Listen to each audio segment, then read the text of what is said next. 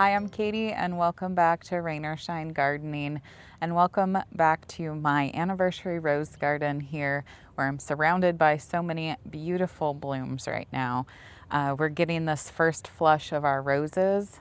We're here at the end of May and just the beginning of June, and all of my roses are looking so happy and healthy and blooming. So I thought it would be great to take you through a little bit of a recap of my rose garden redo project that we worked on since last year in the end of 2025, and kind of carried the project through the winter time and into the spring, and got all of my roses planted back in here early enough while they were still dormant so that they could flush out and bloom out here for the first time in our new rose garden area. If you haven't been here before, welcome to Rain or Shine Gardening, but I wanted to just give a little bit of a history of what this is.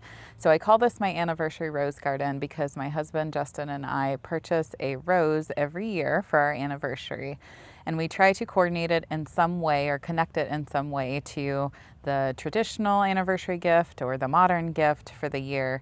So sometimes that's coordinating a color or a name, or something in the description potentially for the rose to that year anniversary gift.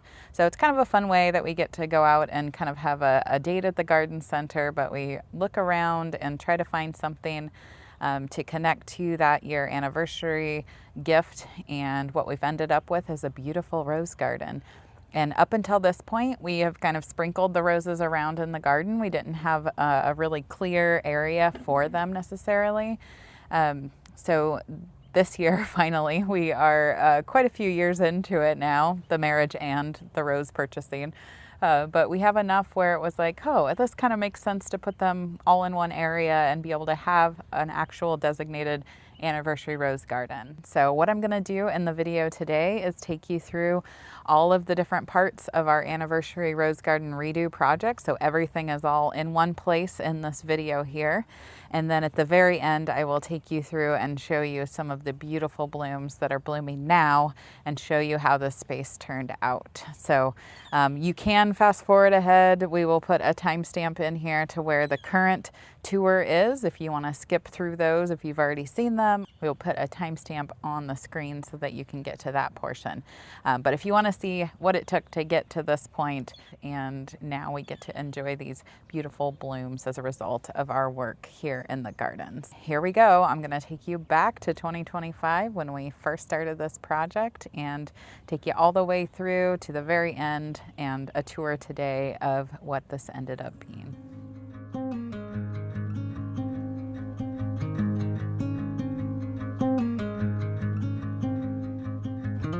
Hi, and welcome back to Rain or Shine Gardening. I'm Katie, and today is the start of a big project I've been looking forward to for a very long time, and that's redoing my anniversary rose garden, or I should say our anniversary rose garden, because it's my husband Justin and my anniversary garden. We just did a video about our anniversary rose garden in September, so I will link that below if you didn't get a chance to check it out.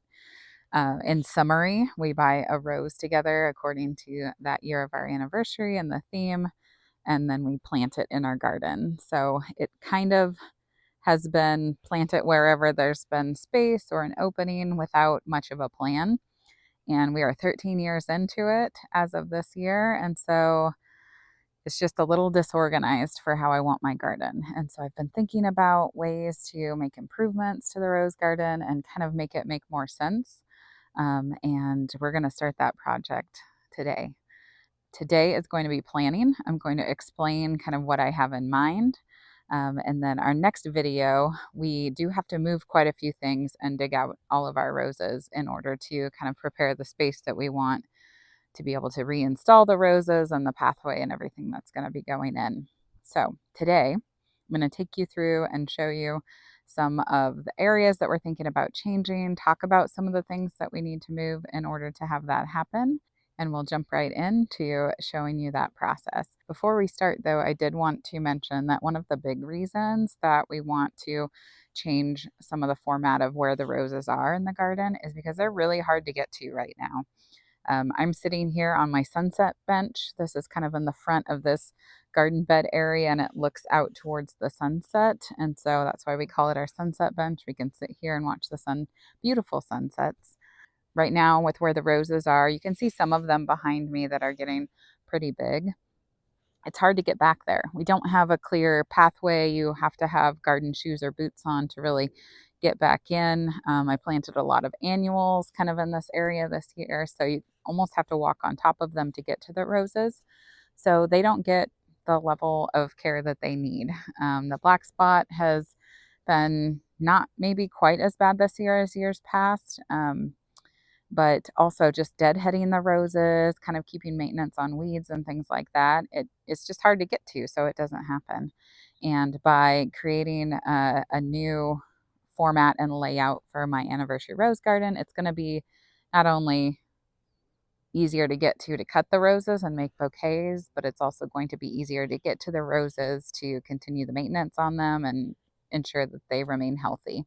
So I will walk you through some of our plan that we have for our rose garden redo. Let's get started. This is an area that we redid this year. So we expanded the garden beds and installed the brick border. The grass had browned out quite a bit over the summer, but it's starting to get some green back. And you'll see this archway here that we have. It's reinforced with some rebar because it's actually not a very strong trellis, but it is pretty where it is. And actually frames out this other garden bed that I have underneath of my snowball viburnum tree. And the cafe au lait and the asters look beautiful over, kind of framed by this archway right now.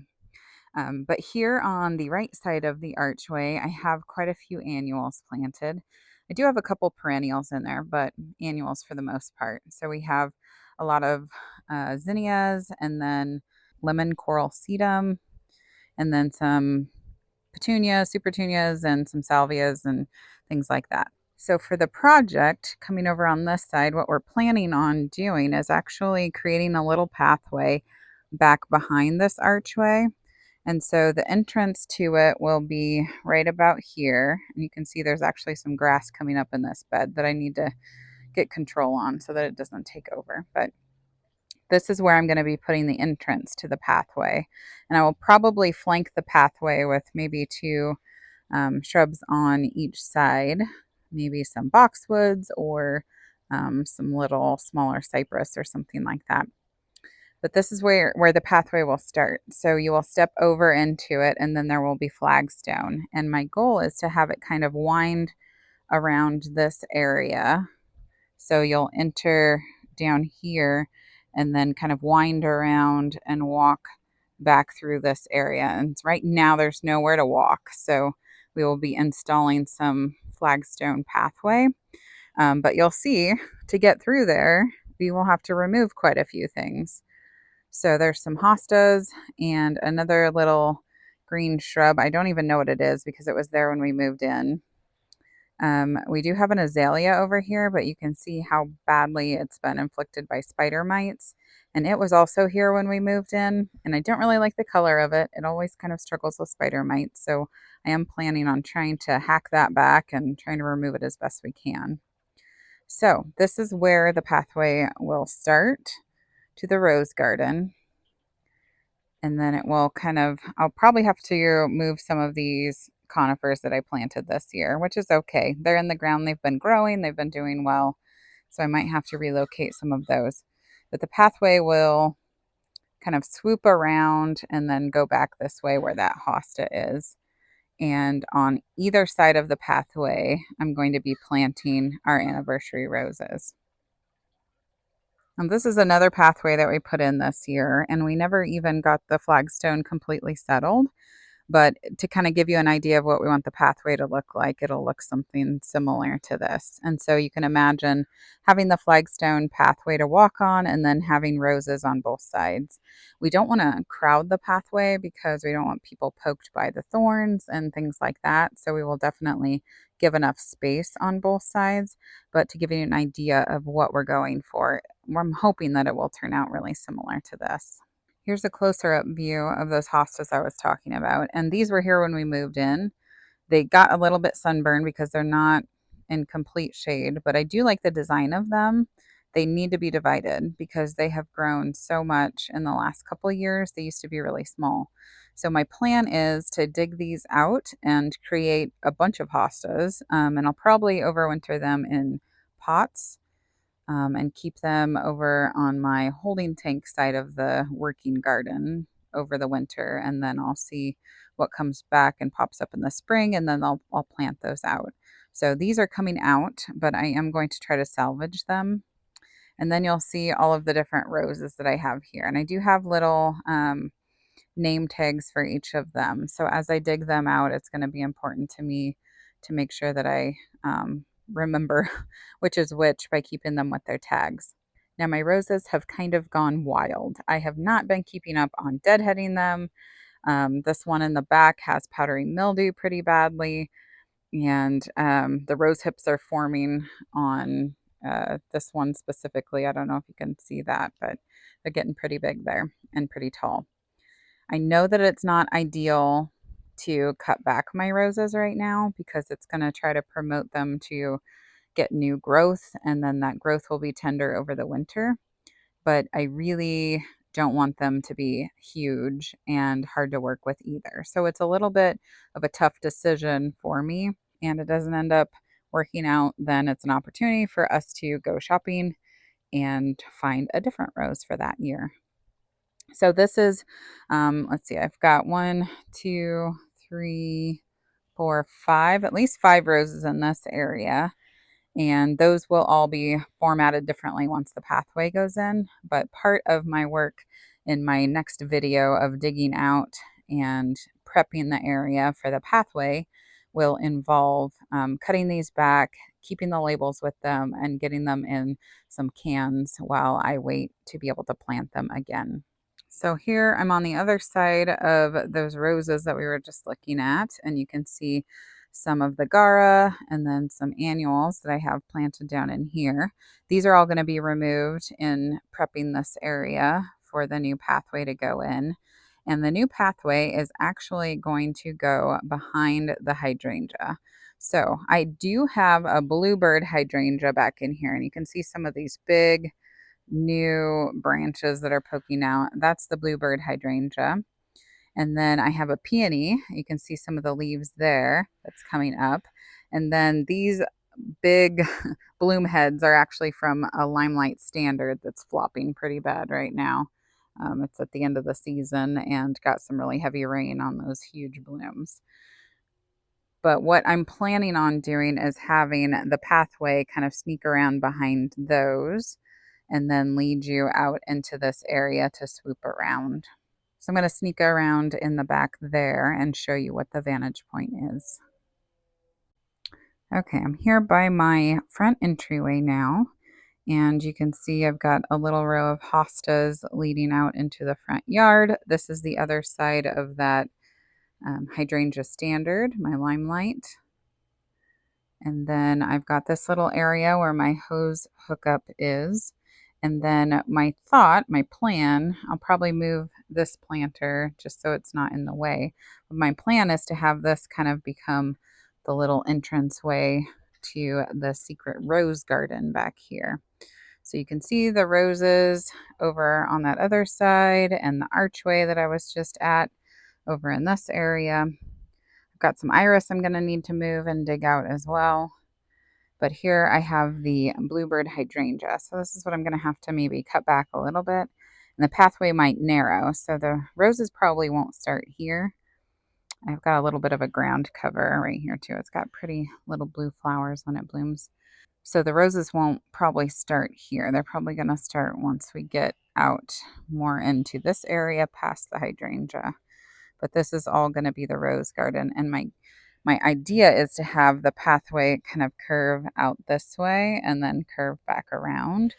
So I might even be able to put my little new Japanese maple that I got right here in this area. Don't look at all the weeds. Look at all the iris needs to be cleaned up.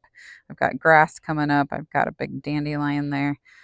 Obviously, I have not been maintaining this, just knowing that I need to come in soon and tear all of it out. But lots of color right now in the garden.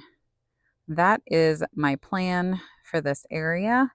And hopefully this gives you kind of a good before view of all of this area as well. So that's my sunset bench. We sit on that and look out in front of us at the sunset across the road. And I can't wait until this is all set up to be our beautiful little rose garden. I imagine there being some low kind of creeping ground cover under the roses. And then they kind of line both sides so we can get to them easily for maintenance. We can get to them easily to cut and make bouquets. I can't wait for this to be finished. So hopefully that gives you a little bit of an idea of what we're going for with our rose garden redo. I'm already thinking about what we're going to tackle first.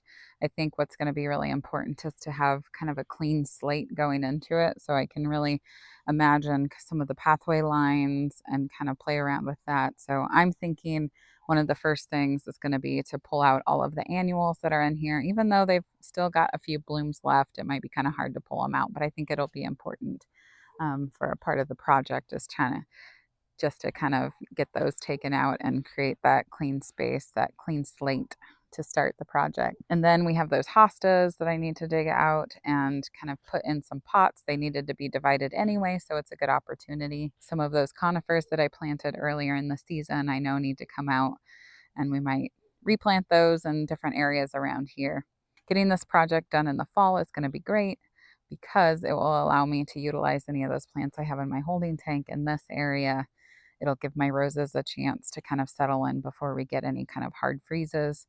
And it will be ready in the spring for some new underplanting and some new roses, some new garden areas. So I'm really excited to get started on this. I know it's going to be a lot of work, but I'm looking forward to it. And maybe I can rope some people in to help me out for my birthday. Sometimes my family asks, "You want it, what do you want to do for your birthday?" I'm like, "Hey, everybody bring a shovel. Let's have a work party." So, looking forward to this project. It's going to be really special when it's done too. I can't wait to take you along with me as well. So go ahead and subscribe if you haven't already. Like this video so that it will bring you back for the future project videos for our rose garden redo. And we'll see you in the next one to start some of the digging. So rain or shine, I will see you next time.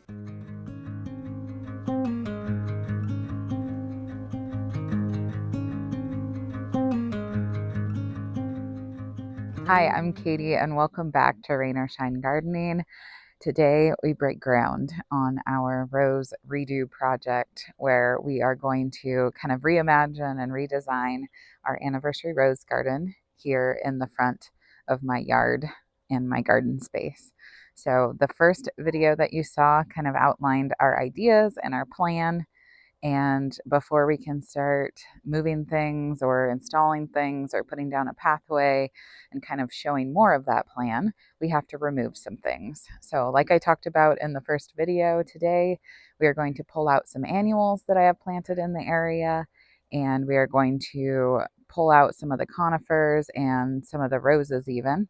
I mentioned not ideal time to trim them back, but I really do need them to be smaller to transport and kind of keep in my storage area until we're ready to plant them back in the rose garden. And then I do have some hostas and some other things that kind of came up and were planted by the previous owners of our house. And we're going to dig those out and repurpose them in other places of the garden. So today we're going to dig in the dirt. I've got my little shovel that I like to use to get in there in some of those hard to reach areas. We've got a debris bin here. We've got our large yard debris bin. We've got our gorilla cart wagon. So we're just going to jump in, start pulling out some things, and then along the way I will pause and kind of show you progress that we're making. But very exciting day. Today we are starting the project, actually getting in there and starting to see some of this develop. So let's get started.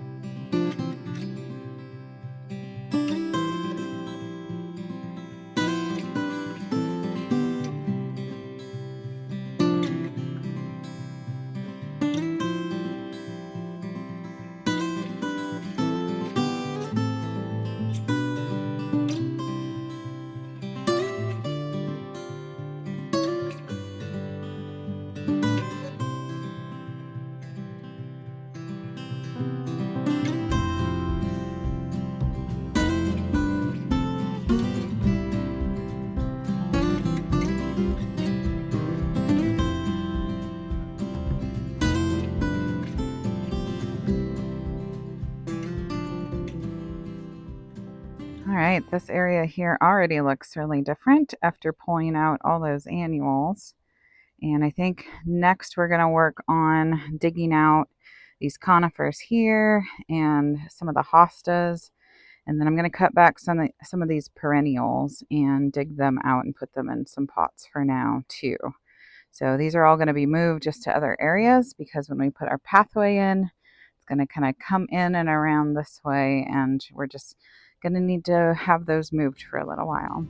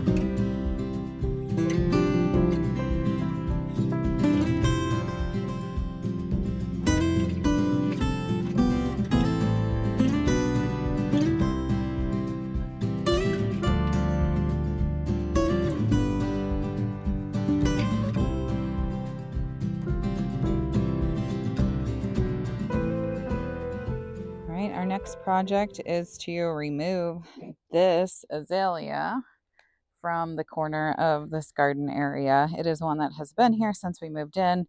It's a bright red, which doesn't necessarily go with the rest of my garden. And as you can see by the foliage on it, it has spider mites very badly. Like the gray and the rusty color tinge it just has really been inflicted. So time to remove it.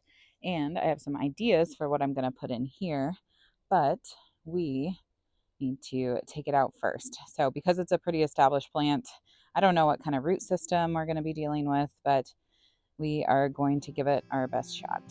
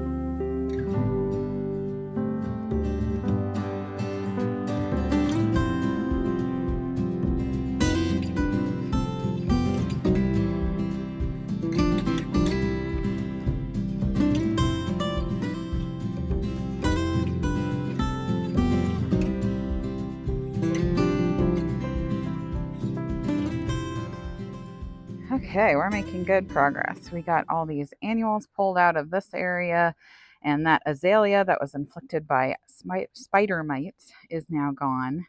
And it was actually a lot easier to get out than I thought it was going to be, which was a pleasant surprise.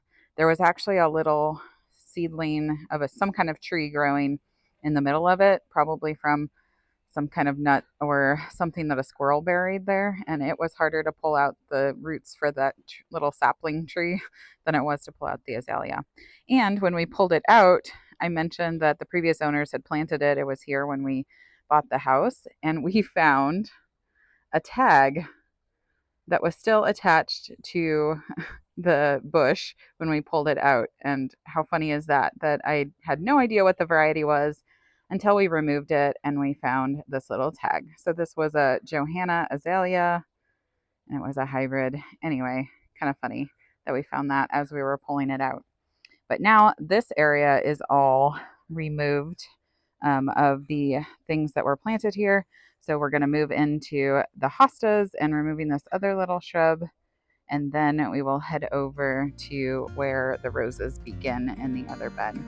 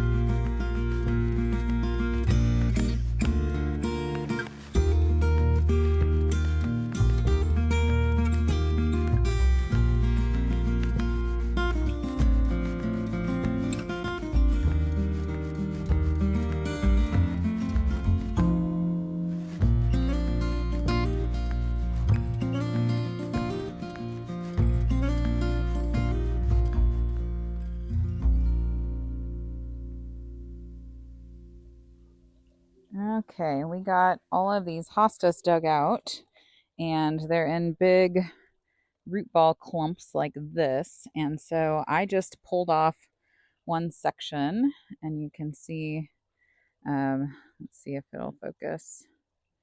You can see the roots and the little growth here down below where it's going to be expanding. So I have a little planter of dirt here. I'm just sticking that down in, and I'm going to fill with dirt around it.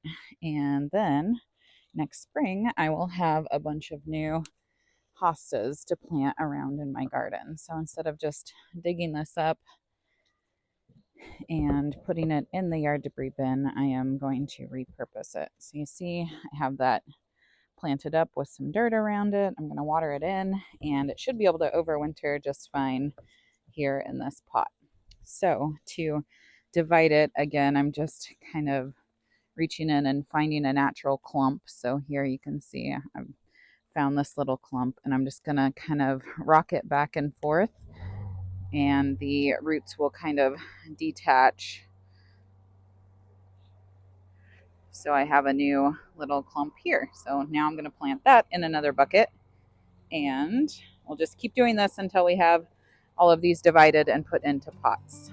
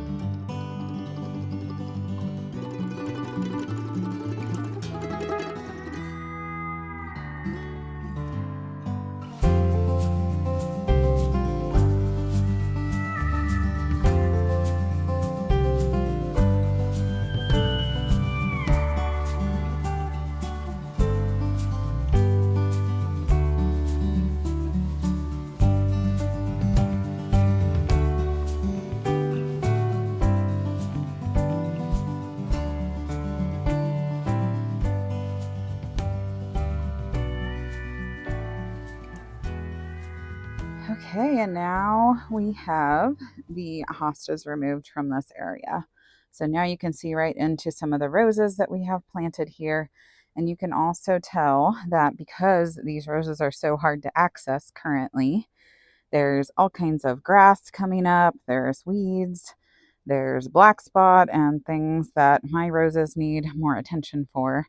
There's also a lot of deadheading that needs to be done on the roses. But this is the reason, too, why I want to redesign my garden bed for my roses so I can access them easier and take better care of them.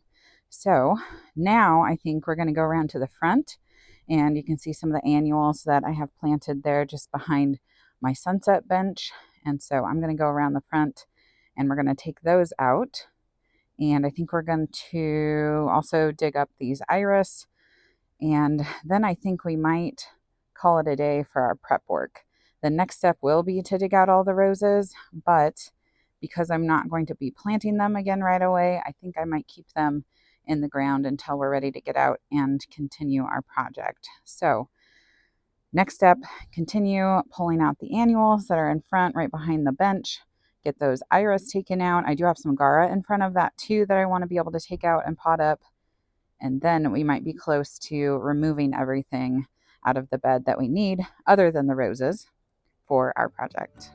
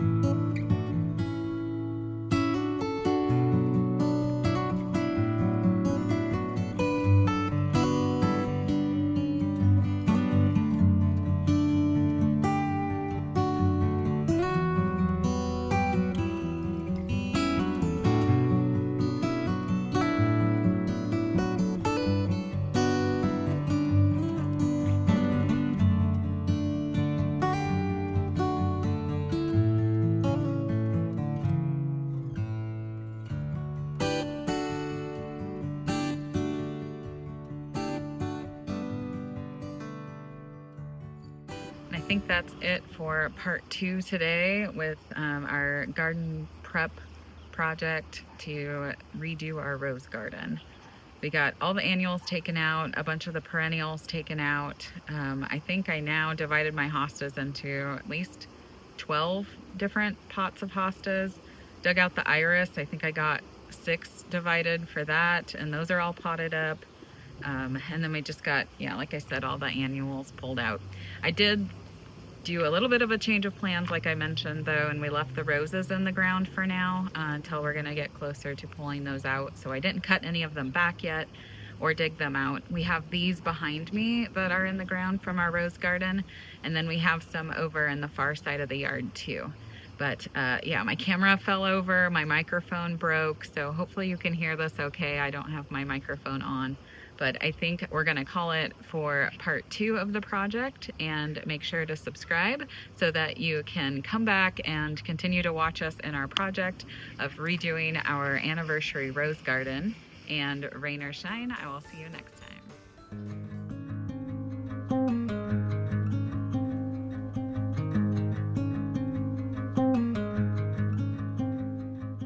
Hi, and welcome back to Rain or Shine Gardening. I'm Katie, and today our work continues on our rose garden redo project. And I started this last year. It was probably just in the very beginning of fall, maybe even late summer still, when I pulled out all the annuals from behind me. This is the very front of my house and my front garden bed, and I have sprinkled in my rose bushes all over in my garden. So if you haven't been here for the ride so far in my explaining of some of my garden spaces, I do collect rose bushes, and my husband and I go out and we shop for a rose bush every year to celebrate our anniversary. And we have 13 of them now. And up until this year, we've kind of sprinkled them where there's an opening in the garden. But as of last year, I started a garden bed expansion project, and I'm getting a little bit more intentional with what I plant where and how my garden beds work. And now I have so many roses in my garden that I can actually create a more intentional rose garden. So I started that project in late summer, and I have a couple videos up, so I will link them down below. The first one talked about the plan for the rose garden. And so it talked about kind of where things are now and where I hope to have them in the future, and kind of the reason why I wanted to redo my rose garden. And the next one was starting the process. So it was pulling out the annuals, creating some space. I had to divide and dig up a lot of hostas that were growing kind of in the area where I want my pathway to go through, and kind of repurpose those other places. So those two videos are linked below. Go check them out if you haven't yet. This is now the third video for my rose garden redo project. And today I am going to get started on pruning the roses that I do have. Now, the reason that there was a long break between video 2 and this video is because I had to take a break intentionally. If I were to cut back all of my roses and prune them and do all of that in the late summer, pruning them and cutting them back, actually, while they're still growing and blooming, it would really promote a lot of additional growth on the rose. And I don't want the rose to grow at the very end of summer with all that new tender growth, because going into the winter, that is a lot more likely to be damaged and for my rose to not do well. So if I would have pruned them back at the end of summer, I would have been dealing with potentially more risk to my roses. They're already going to be under some risk with the pressure and the stress of transplanting and kind of holding them temporarily in some pots. That is the reason that I wanted to delay. Now we're in January and my roses are going dormant. So they don't have many leaves on them, if any, anymore. They've been dropping leaves. They're not putting out any new growth. They're in kind of that dormant period. And so it's a great time for me to be pruning back my roses, but I want to do that before I transplant all of them, because I have more risk of breaking branches that I want to keep and doing damage to the growth of the rose if I'm trying to transplant them with a lot of really spindly branches and big plants. So by pruning them before I transplant them, it reduces the risk of me actually doing damage to that plant that I want to save. I'm also not putting effort into lifting and moving part of the plant that I'm not going to be keeping anyway. So I wanted to delay this part of my project until the winter, until January. Usually I will cut back my roses in late January or February anyway, so all of my roses will need to be cut back. But the ones that I'm going to be moving, I'm going to be cutting back today. And I've been doing also some research into making sure that I know the best way to trim back and cut back my roses. So while I'm going through all of these roses and doing a prune back, I'm going to be looking for anything that's dead, and I'm going to be cutting that out. I'm going to be looking for anything that's diseased, and I'll be cutting that out. And then I'm going to also be creating a vase shape for my roses. So I'm going to be cutting out any branches or stems that are trying to grow towards the center of the plant, because I want my roses to be open in the middle of them to promote a lot of airflow, and that really decreases the disease that they might get. My roses aren't going to be planted super close together, but they are going to be all in the same area of my rose garden. So I don't want to have something get diseased and then pass it along to all of the others. So I'm going to be careful with that. I do live and garden here in Zone 8B in the Pacific Northwest in Oregon, and we get a lot of rain. So one thing we really battle with just nonstop with our roses is black spot. And I don't really have any way of avoiding it. It's kind of inevitable that my roses will get it at some point, but I can do my best to try to reduce the chances of them getting it quickly and of having it spread. So by doing my cutback and by pruning out the center of those roses and making sure that they're going to have good airflow for next season, I can kind of set them up to try to do the best that they can. So without any further delay, what I'm going to do is just jump into pruning a bunch of these roses back. And I kind of, like I mentioned before, have them all over in different areas of my garden. So what I'm going to do today is just kind of take the camera along and show you as I'm pruning those out. I also have a lot of videos that I've been researching about transplanting roses, and I will actually link some of my favorites down below. So if you need to know how to prune your roses, and if you need more information about transplanting roses and how to do it the best way, you can watch some of those videos like I watched in order to be best informed before I jump in. So I'm gonna jump in now and get some of these pruned back to create a smaller rose to work with. And then we'll see where we are after that as far as next steps go.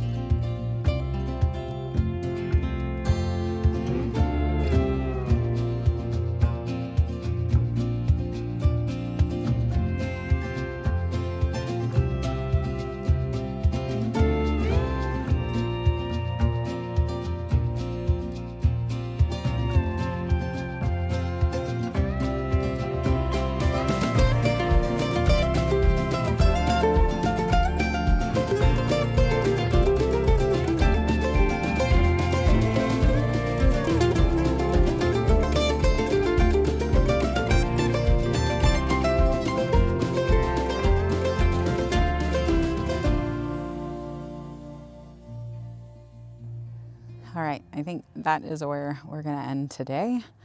I ended up getting all of my rose garden roses, not all of my roses, but all of my rose garden roses trimmed back so that I could more easily move them. And I got, let's see behind me, 1, 2, 3, 4, 5, 6, 7 of the roses dug out.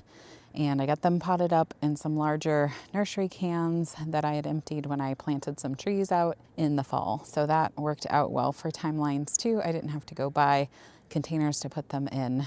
I was able to reuse some. Didn't plan that, but ended up working out pretty well. And I still have the roses alongside the fence that I need to get dug out and put into pots. Those I might actually wait until I have more of my rose garden area developed and the pathway put in behind me, because they're not hurting anything staying over by the fence, but these behind me are kind of in the way. They're not where I want them to be.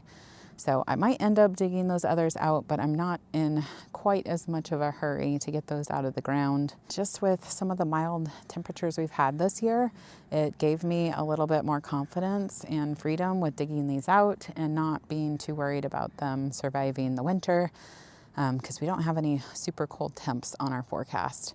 Now, because these are dug out and there was some damage to some of the roots when I dug them out, I do want to be careful. If we do end up getting some pretty low temperatures, I might end up covering them, protecting them, just giving a little bit more of a chance, because I don't want to lose them. But I also have come to terms with plants being living things, and if something happens to them, I can figure out a replacement. Hopefully, fingers crossed that these will survive. I am going to water them in. I think it's a little bit silly in the wintertime with how much rain we get to have to water something, but I'm going to water these in since I just put them in the pots, just to make sure that they have enough water. The ground was pretty wet where I dug them out of.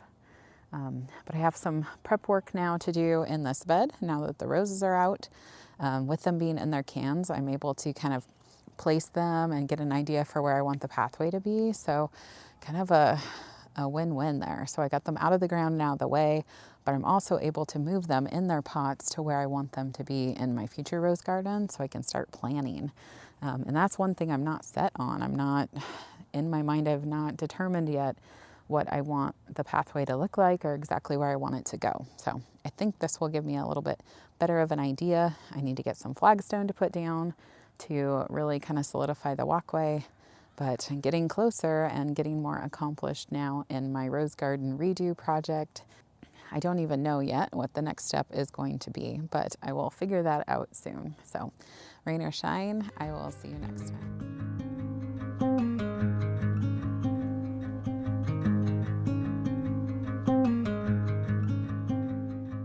Hi, welcome back to Rain or Shine Gardening. I'm Katie, and today I am so excited to continue working on my rose garden redo project. And today I have some hot pink paint to mark out some pathways. So that is the next step of what I'm going to be doing. Actually, there was another step, but I didn't record it.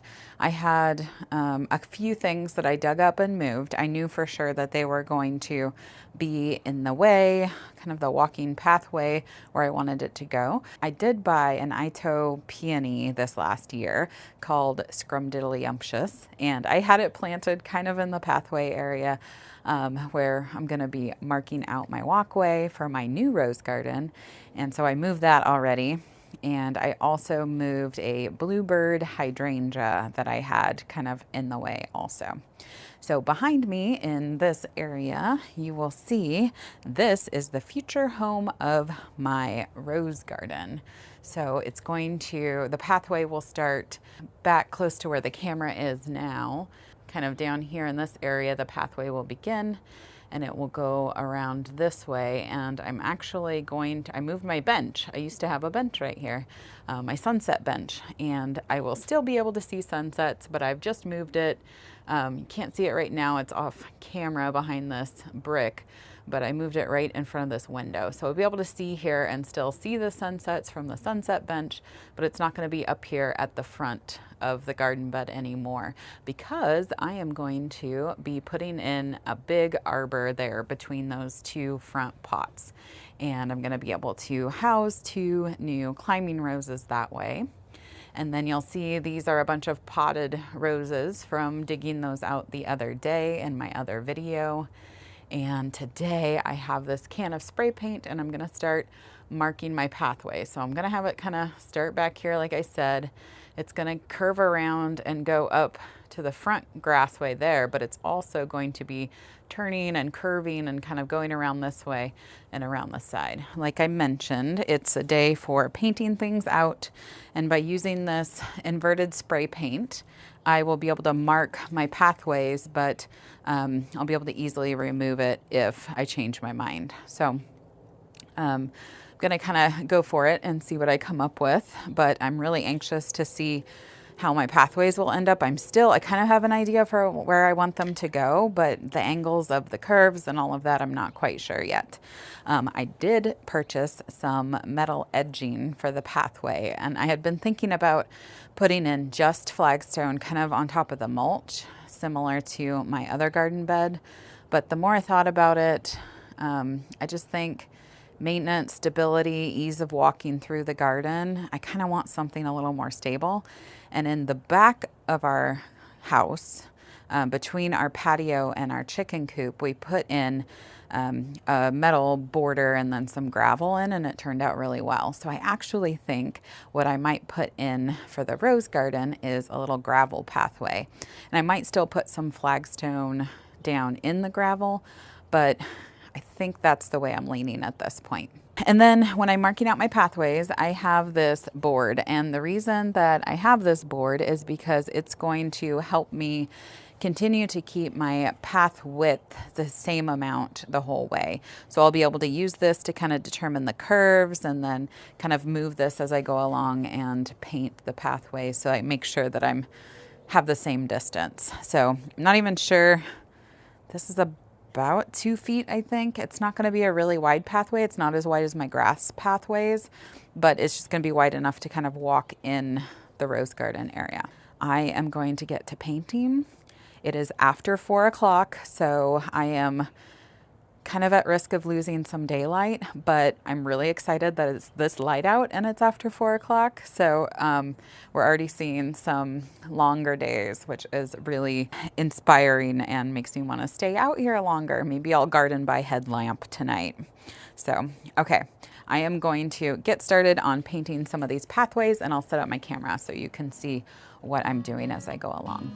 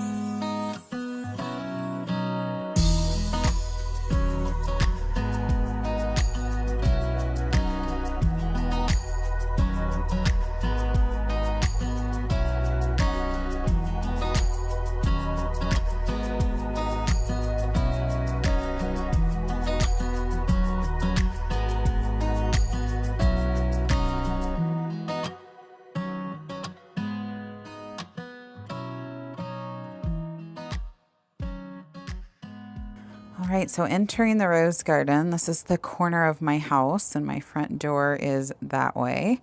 And this is going to be one of the areas to enter the rose garden. I found that this is kind of a natural pathway for me to want to walk through my garden. So I'm often stepping over plants, kind of walking through the dirt to get through and get to my front door. So this will actually be a really nice little access space to get through my garden where I naturally wanted to walk through anyway. So I'm going to show you now kind of and walk through where my pathway is going to be and show you kind of what I'm thinking of the flow. So going out from my front door, this is the view. You can take this little brick pathway to get into the yard and kind of all the other areas of the garden, and then we have our driveway on that side. So this space is where I have my hydrangea standard tree, which is cut back right now. And then I have those 2 pots, like I mentioned, in the front of the garden. So we do have water access right here. And typically there's a hose hooked up, but right now there isn't. So to enter from this way, you would walk the pathway here. And the idea is that there will be roses along this side. I don't know if I'm going to have 4 that's planted pretty close together. I might just have them start where this one is and move this one somewhere else and just have 3 on that side. But this is the pathway walking this way. I do have a climbing rose, and this one was gifted to me by a friend, and I'm so excited to get it planted. It actually was a start that she grew herself, so super special, and I'm so excited to get that planted. I got this little trellis just today, and it's going to lean up against my brick so that it has something to climb on. But I thought this would be really pretty to have here in front of the brick to have a climber. I may have a rose bush on either side here also. Those I might keep empty for now, but use as future areas for the garden. So looking up at the pathway this way, you can see that there's kind of a middle center area. I could potentially put maybe a planter here in the center or something, but right now I don't have any plans for that. But you'll see this is where my sunset bench moved to, so we can still sit there and still enjoy looking at the sunsets this way across the yard.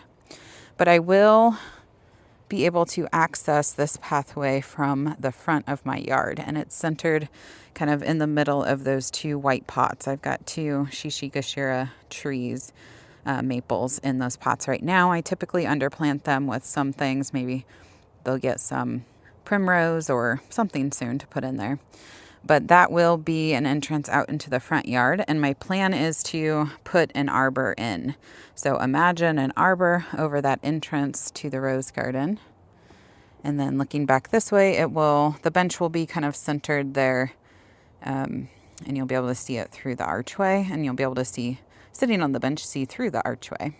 But room for 2 more climbers. And then I've got a couple more roses just sitting over here. They're not placed yet where I'm going to be planting them, but right now I'll have space for quite a few roses. I might even be able to put a couple more in on that side. And so maybe 5 total in that area. And then I did get another hydrangea standard planted today. And that's also going to mirror the other standard I have on the other side of the garden. So I do like as a part of my garden, even though I tend to plant with kind of a cottage vibe, I do like to have some symmetry. I think it just kind of just gives some balance when you're looking at everything. The pathway will continue. And so this is the pathway that's going to have that metal edging on it and have the gravel. So this is how I ended up. I don't like the straight pathways. I do like it curved. So that's where it's going to end up spilling out into the other side of the yard. And then I do have a lot of area. This is all drip system. I need to get that moved, but this is a big open area. So I'm kind of thinking I might even put like a rose standard in the very center and then plant some rose bushes around the bottom of it and then put just flagstone pieces around so I could walk around these roses, but it's not the full gravel path. So let me know what you think of this area. I kind of was thinking of even having like another offshoot of a pathway go all the way back there, but I don't want that much gravel, I don't think, because I probably won't be walking back there too much, but I do want to be able to access it. So that's why I was thinking the flagstone pathway kind of back behind it, kind of around that side, and then fill in with roses here. You could walk around to where the fountain is.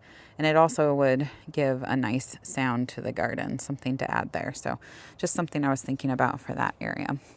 Okay, so again, looking at this area of the pathway, this would all be roses on this side. And the reason that I like having the pathway run through here is because I can plant this 2 roses deep, and I'll be able to access roses from the grass pathway, and I'll be able to access them from this gravel pathway. So it doesn't matter if it's planted too deep here, I'll still be able to access it from either side.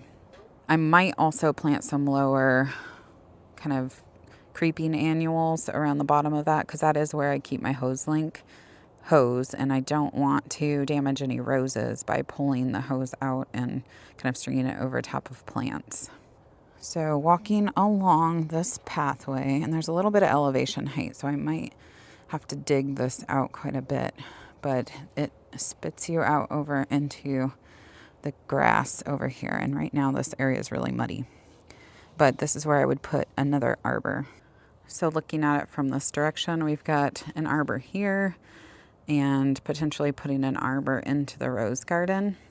The other thing I was thinking is having the arbor at the edge, and then maybe having another one like as you start into this pathway as you come through here. So it kind of like leads you into different sections of the rose garden that way. And it would bring some height to the garden. So not everything is just low. It kind of raises that up a little bit for height.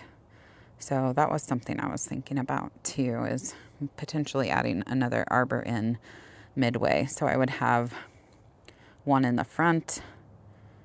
I have this one kind of over the grass pathway, another one over the grass pathway over there, or over the brick, and then one on this edge. Standing in the front of the yard, this is the view. So you'll see it's centered in between these 2 white pots, and I'm going to have a large arbor here where I can have 2 climbers climbing on that arbor, and then the bench is centered in that pathway. So I might actually bring this right side up a little bit to better match this pathway, make it a little bit wider now that I'm looking at it.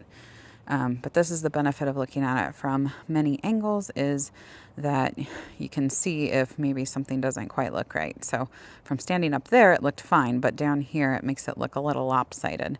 So instead of having this one come all the way up and over and having this one swoop over in a kind of a broader angle, I might have this one go up a little bit higher and then turn.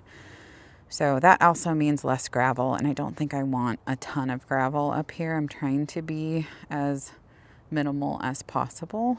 So I think that might work out better. So I might make a couple changes, but overall, this is the result and my plan for the pathways of my rose garden. Okay, I think that's it for part 4 of my rose garden redo project. We've got all the pathways marked out now, and I got that metal border ordered, and I will link it below in case you're interested to see what kind it is. It's a fairly deep border because I want to make sure to not get gravel in my garden area, but I think maybe my next step will be evening out some of the levels of the dirt in my pathway and the mulch, and getting that into my garden beds, and then putting in my border. Then once I do that, even if I'm not going to be getting the gravel right away, I'll be able to put down kind of some weed barrier, and then make sure I build up the mulch areas where I'm going to get my roses planted. So I'll be able to kind of finish up some of those other areas that way. So yeah, I think we're on to the planning of the next phase, which is probably the metal border installation. And rain or shine, I will see you next time.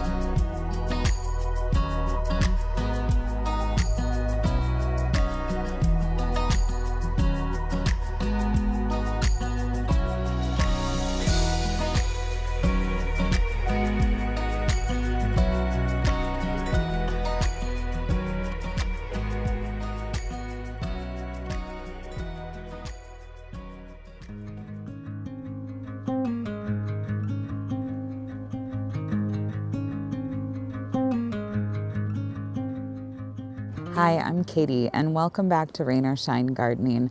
We are in our 5th video now of our rose garden redo project, and we're going to make a lot of visual progress today with some things.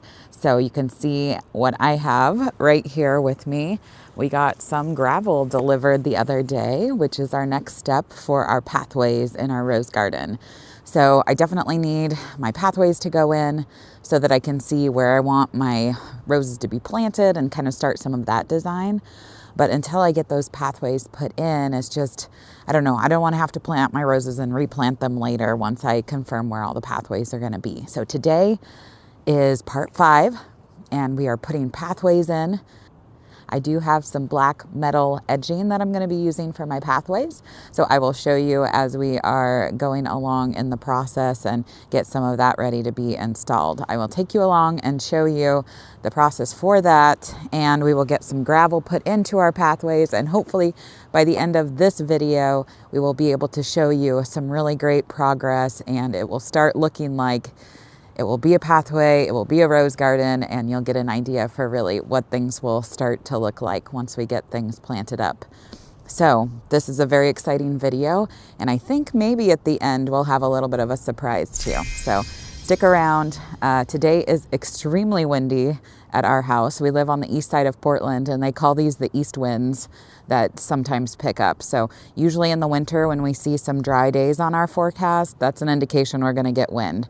So my apologies if the audio is a little bit questionable for this video, but I tried to pick when we were going to have, you know, a little bit of a break from the wind, but it's blowing really, really strongly, has been for the last few days. So come along with us. We're going to get started on some of the pathways, and I have a helper today too.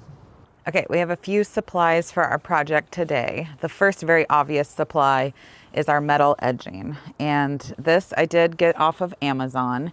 The reason that I purchased this was because it was on sale for about half price of what the regular price was. So these are 8 inches from the very bottom of the point up to the top of the edging, and this gives me a lot of room to hammer down into my soil so that it's very sturdy. And I wanted a pretty deep border to be able to put quite a bit of gravel in, so I didn't want it to be really thin. And there's a little bit of a difference in elevation, so having a little bit of wiggle room with that will help me make my pathways really great. So I will link this below in case you want to know the exact type of edging, in case you're interested in looking it up. And the other thing that I have is my spacer. So I did put down some pink lines for me when I was just thinking about how to lay out the garden. But I brought this because this is going to be my exact measurement. So once I put in one side of my pathway, I'm going to continue to use this board to make sure that it's evenly spaced all the way around. And then something else that I need for my edging is a hammer. So I have a little, what do they call these?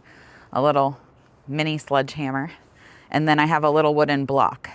Now, because these black metal edging are coated with the black color, if I use my hammer directly on the edging, it's going to chip it all up and scratch it.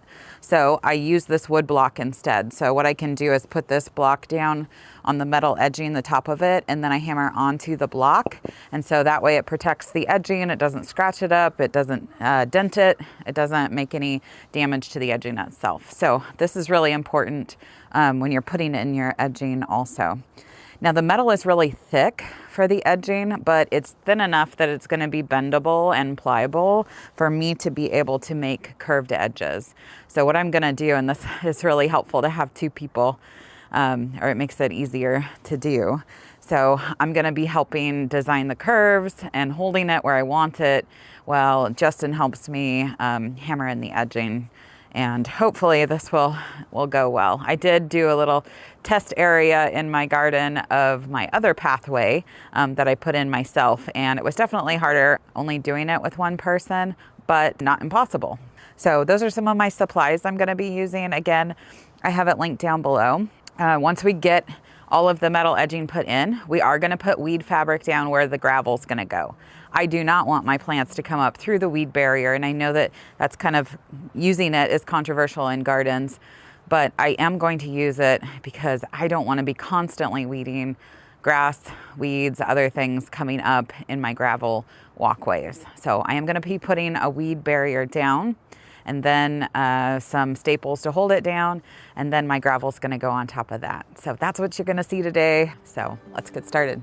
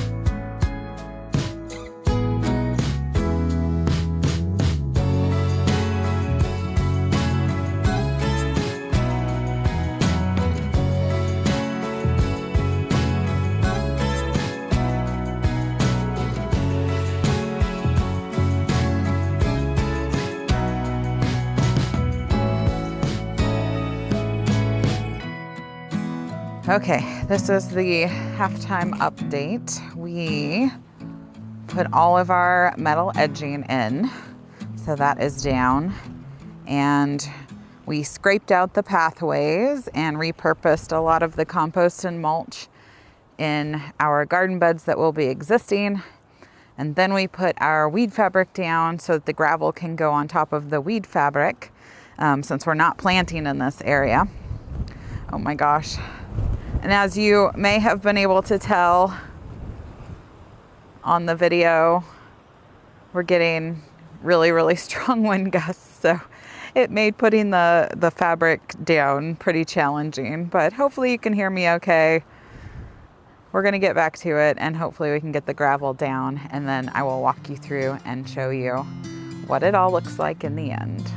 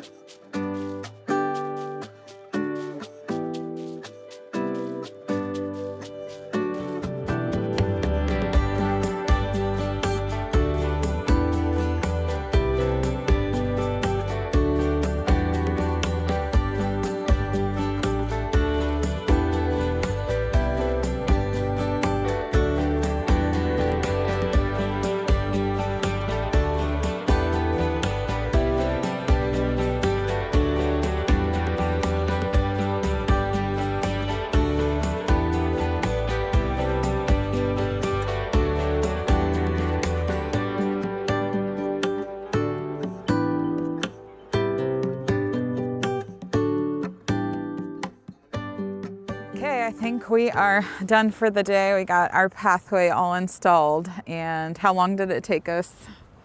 3 hours. 2.5 hours. I think we went pretty quickly and made a lot of progress pretty fast. Yeah, you saw what we did. We put in the black metal edging, and then we had to kind of scrape out some of the dirt in some areas. It was good compost and dirt that we had just put down last. You made a joke that you're like, yeah, you just put compost down to dig it all up and move it around again in the next season. But I don't know. Last year we didn't know that we wanted to do this till towards the end of the year either. So yeah, we dug out some of the compost that was in some of the pathways to repurpose and put it in the beds where we're going to be planting things. And then put that weed fabric down because we do not want to be pulling weeds out of our pathway for the year. And we had this lovely wind to deal with the whole entire time, which made putting the fabric down a little bit challenging, but it was helpful having someone to help me. So I guess it was appropriate for us to both be working on our anniversary rose garden since it's our anniversary rose garden. And then we finally got our gravel put down, and this is 1/2 inch clean, I think is what it was called. And we had it delivered the other day. And I just hosed it off so that it would settle all the dirt. It didn't have dirt in it. It didn't have that fine dirt with the gravel, but it's still, all the gravel was covered in dirt. So it just kind of freshens it up and makes it look nice like this. I'm happy with the pathways. We may go back and tamp it down a little bit, but I think what we're going to do is put some flagstone stepping stones throughout the gravel also. So we're going to let this kind of settle in, maybe put some more flagstone stepping stones down, fill in some more gravel, and then I think we'll be done with our pathway. Then we can kind of see what we have to fill in with more compost and soil, and then start placing roses. So my goal is to get that part done in time for the roses to be set before they start actually leafing out in the spring. And I think we're going to meet that timeline. I was kind of wondering for a while how it was going to go, but our backs are beat. It's no joke shoveling rock and moving rock.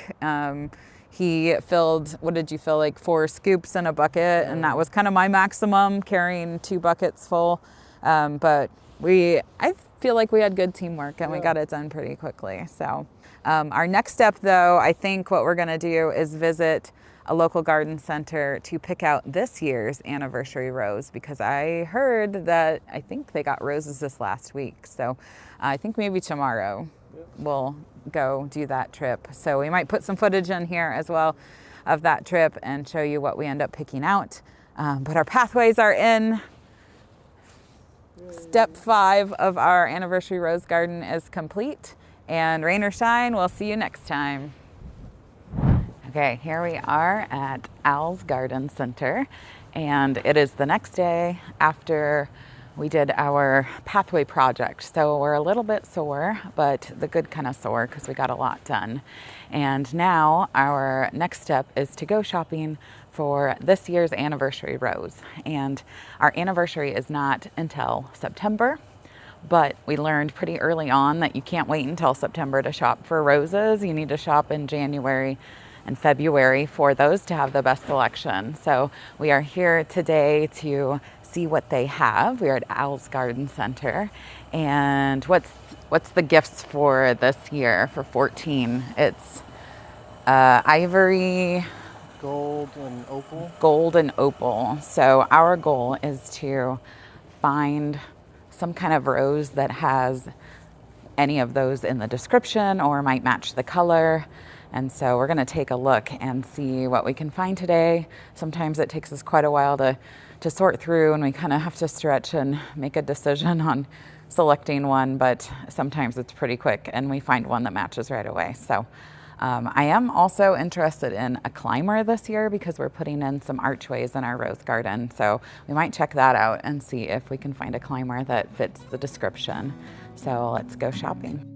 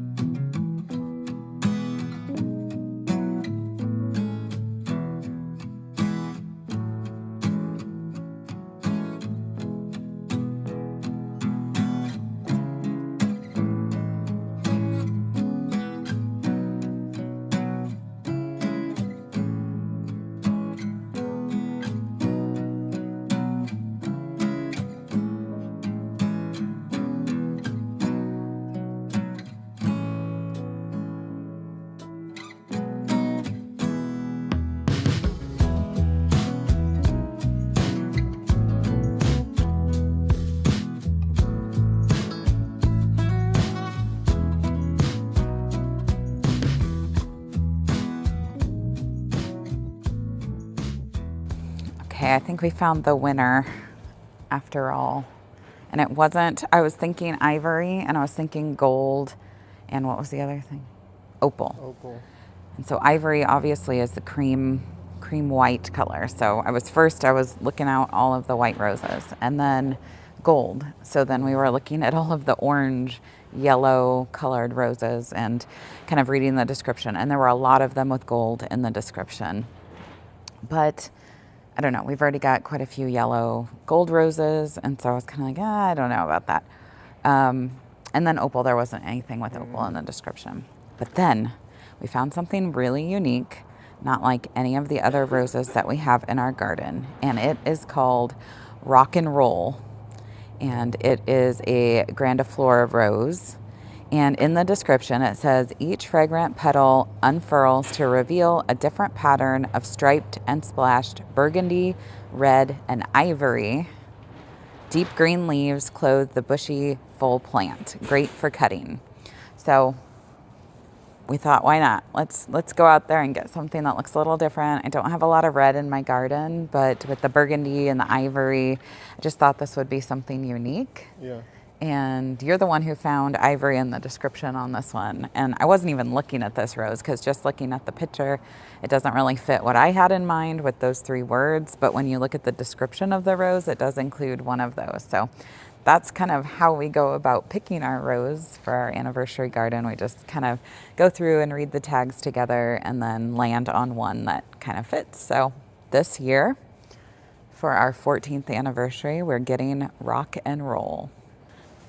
Okay, not only did we find our anniversary rose for this year, which is Rock and Roll for our 14th anniversary, but we also found a replacement for our 11th rose because it is not doing well. It has kind of struggled in the place where we planted it. The roses on both sides are doing okay though, but it is struggling. I think it only has one kind of iffy green cane on it still, but we did find a replacement for that one today. Anniversary gift for that year is steel, and this rose is called Stainless Steel. So very direct connection with the name there, and I'm happy to find a replacement.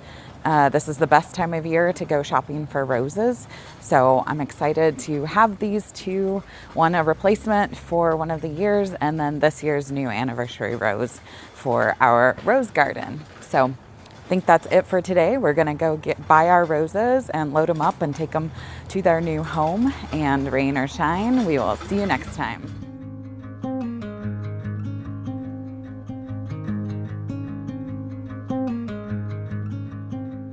Hi, and welcome back to Rain or Shine Gardening. I'm Katie, and today is so exciting because here we are continuing the Rose Garden Redo project that we have been working on since last year.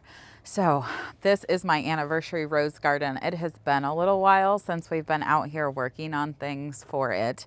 The last time we were in the anniversary rose garden, we were installing this gravel pathway, and it was pretty cold and windy during that video, but here we are, we're back in the rose garden. I know that my roses need to get in the ground, so I have quite a few roses that we transplanted into kind of a holding tank area. They are in cans and they're pushing new growth. It is starting to warm up. We are definitely entering springtime, and I know that for the health of my roses and to try to get the highest likeliness of them surviving transplant, I need to get them into the ground now so they can work on establishing some of those roots. So that's what I'm going to work on today.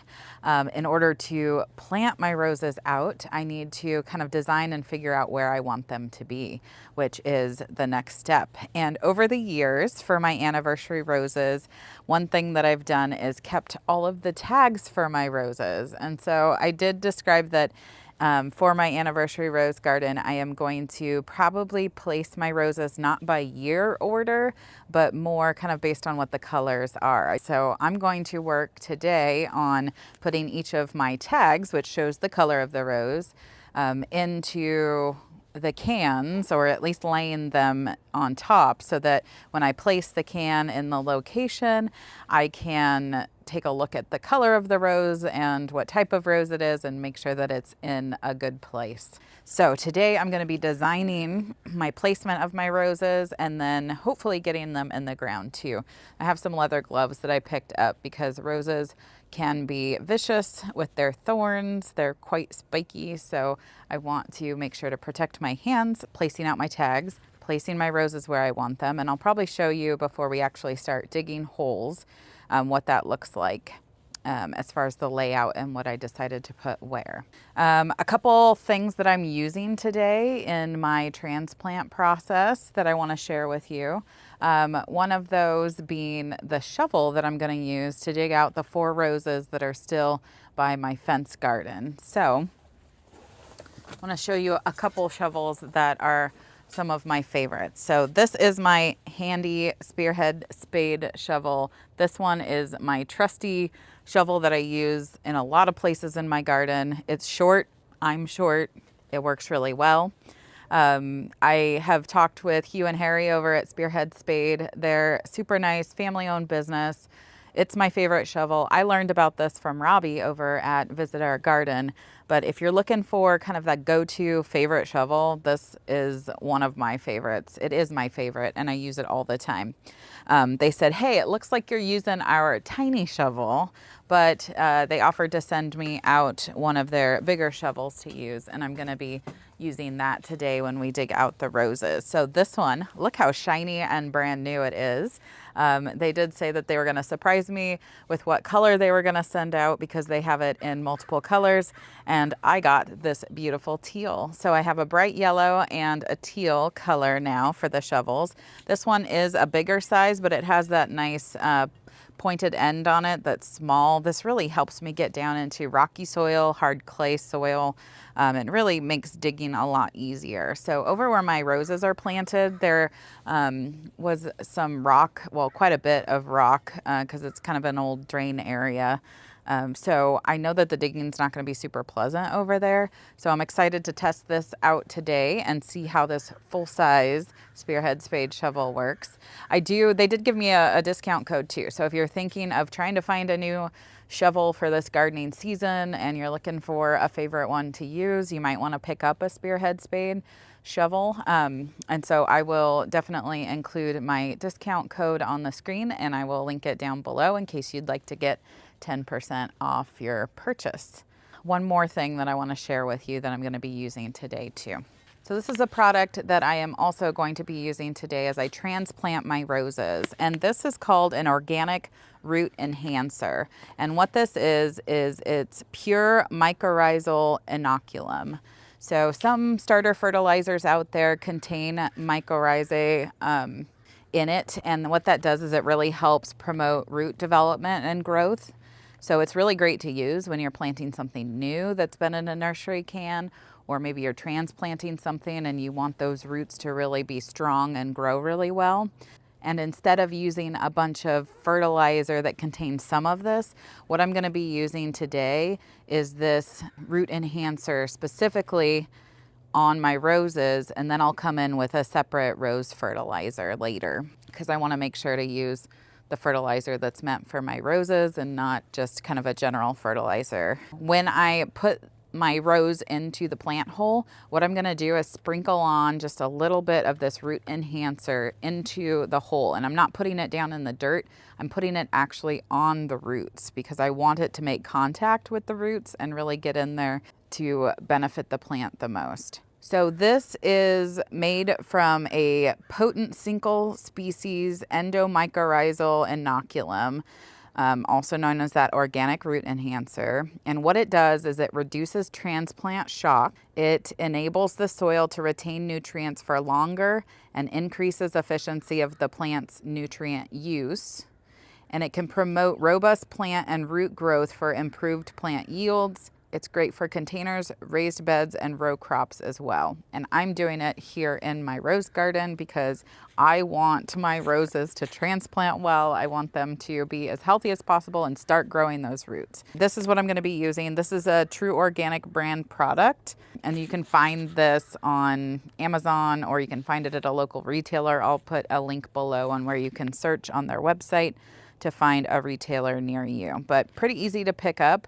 And I like having this kind of separate from my other fertilizer just so that I can control what the other fertilizer is that goes in the hole with my mycorrhizae inoculum. So this is another product I'm going to be using today, and my shovels, and I'm going to get my roses in the ground, and I'm really excited. The only other thing after today that I will have to do still is I have some trellises set around for some climbing roses that I'm going to be putting in the garden. I still need to get those set. So right now they're just kind of placed where I want them. They're not set in the ground. I need to measure them, make sure they're level and all of that before we plant our climbing roses.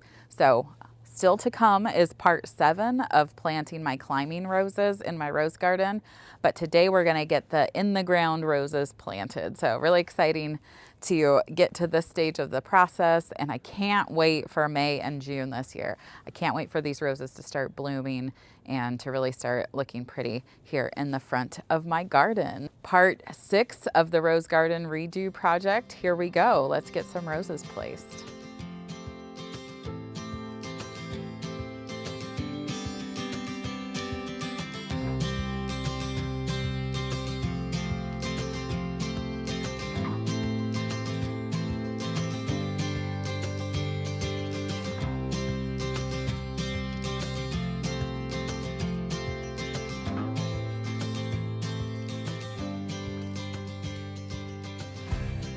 Okay, time to put my new spearhead spade shovel to test.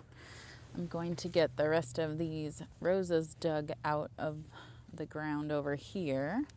And this area along the fence, I'm actually going to be using as my dahlia garden for this year. So instead of having a bunch of my dahlias kind of spread around other places, I'm going to plant a bunch of them here. I thought it would be nice. They're not planted on a hillside like they are in some of the other areas of my garden, and I can walk right past here and collect blooms and cut them for cut flower arrangements and all of that pretty easily. So I'm going to use this as a little makeshift cut flower garden this year. But okay, so getting into digging out these roses, I'm going to try to get as much root structure as I can out of it.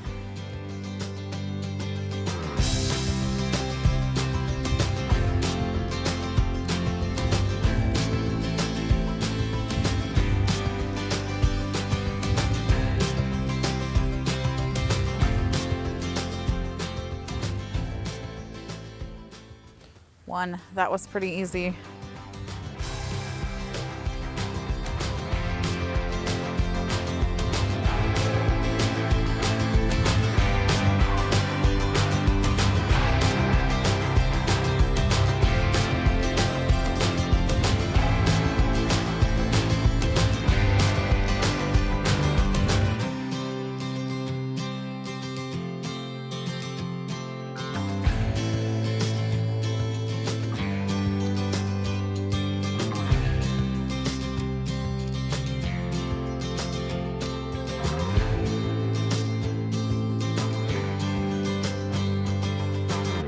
Two down, 2 to go.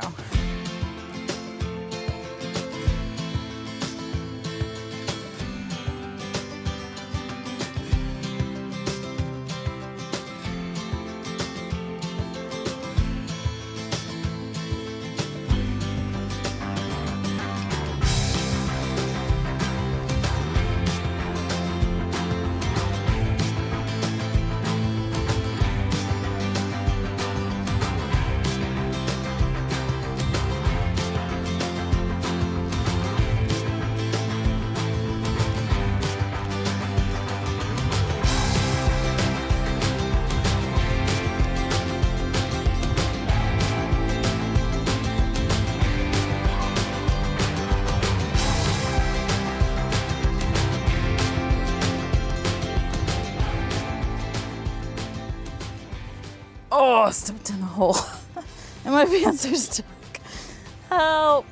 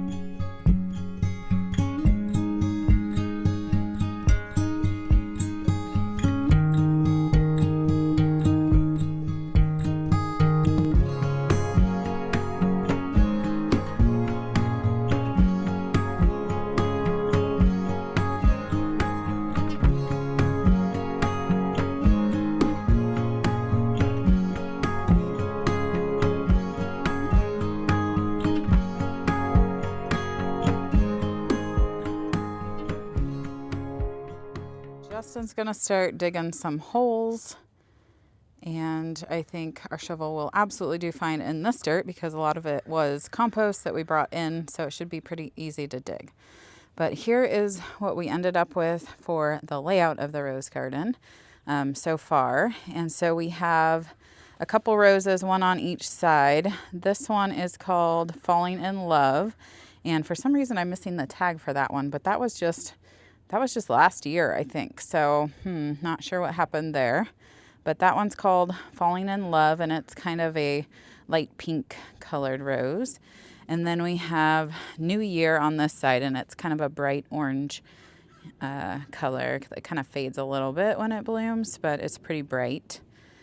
And then I left an opening here.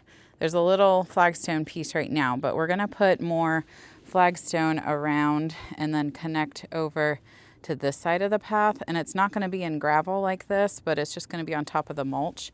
So we're gonna make kind of like a half circle off of here because I'm gonna plant a bunch of hostas because this ends up being shade back in this corner.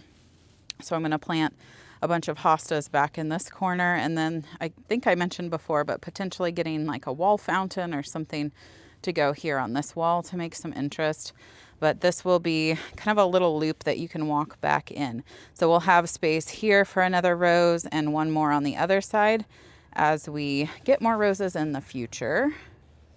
Okay, on this side we have an heirloom rose, which is kind of a purpley color, and then a red rose called Black Cherry. We've got a floribunda back there called Pink Brick House, and that one ends up being a little bit more like a shrub rose, so I put it in the center of where these are and where we're going to walk past so that it's kind of one of the different roses compared to all of the others that I have, so it'll be able to be over there. Pop the Cork is a really pretty golden color, kind of golden yellow that fades also as the blooms fade. And then on this side, we've got kind of an orangey color, Anna's Promise. This one has some new growth coming out from where the graft roots, the rootstock is. So I might actually try to cut half of that rose off before I replant it to see if I can get it to survive. It only has one strong leader right now on this side. So I might actually replace this one if it doesn't continue to do well in the future. So we'll see how that goes, but we'll try to save it for now. This one's called Rock and Roll, and this is our rose from this year. So that one has some like pinky red ivory colors on it. And then on this side, we have Stainless Steel, and that one's kind of a silvery purple lavender color. And this one here that's tipped over because its roots were so big it wouldn't fit in is Sunstruck. And this one actually fades to a really pretty creamy ivory almost from a tangerine orange color. So I tried to put some opposites and mix up the colors a little bit on both sides of the pathway. But then we have on this side Moonstone, and this is a favorite. So this one is kind of a creamy pink color, but the edges are really pink of the flowers. So I like this one a lot. So it's one of my favorites. I'm going to put this one up front where we're going to see it all the time. And then the opposite side, I have another pink rose, one of my favorites called Sweet Surrender. And this one has an amazing scent to it. So I wanted this one also close to where we're going to be sitting on the bench and walking by all the time because I want to be able to smell it. And then another one that's called Medallion, and this one is a really pretty kind of creamy golden color as well. So mixed up the colors a little bit, and we are getting ready to plant now. Like I mentioned, Justin's helping me dig some holes. We have a limited amount of time to work on this today, so I think I'm going to start planting while he continues digging.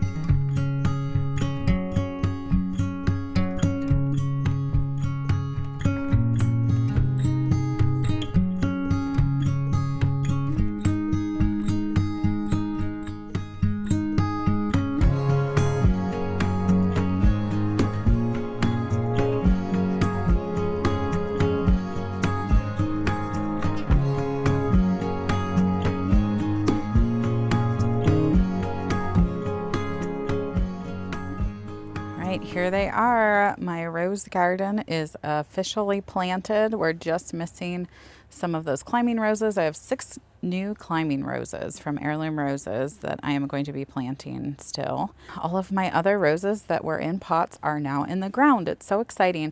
And one thing that I made sure to do specifically was raise them out of the ground a little bit so that their graft stalk was not buried under the ground. And I think some of my roses were struggling a little bit because of how deep I planted them previously.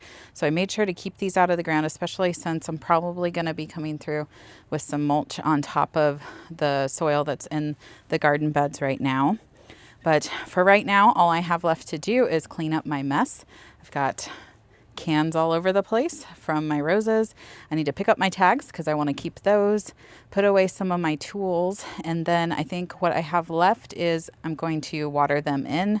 I think we have some rain on the forecast in the next couple days, but I'm not sure how much, and I want to make sure that these have plenty to drink. So I'm going to also get some rose fertilizer and just put some around, a little bit around the surface.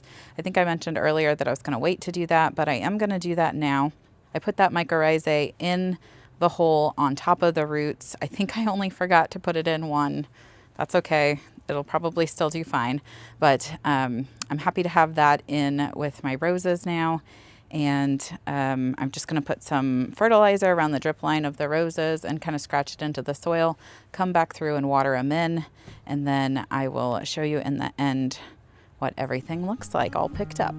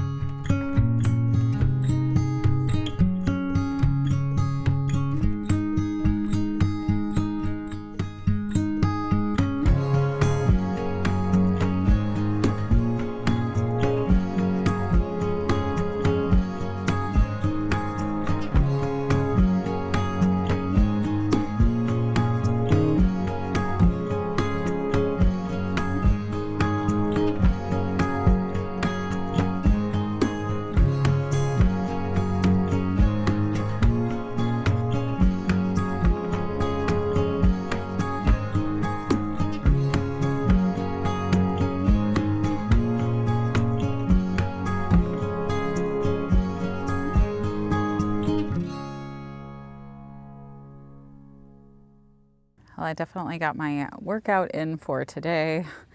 I thought I could pop these in the ground really quickly, but it was a lot of work to get this many roses planted. I think I have 13 because one of my roses is an iceberg climber that's on an archway in the front of my walkway. So it's not quite over here in the rose garden.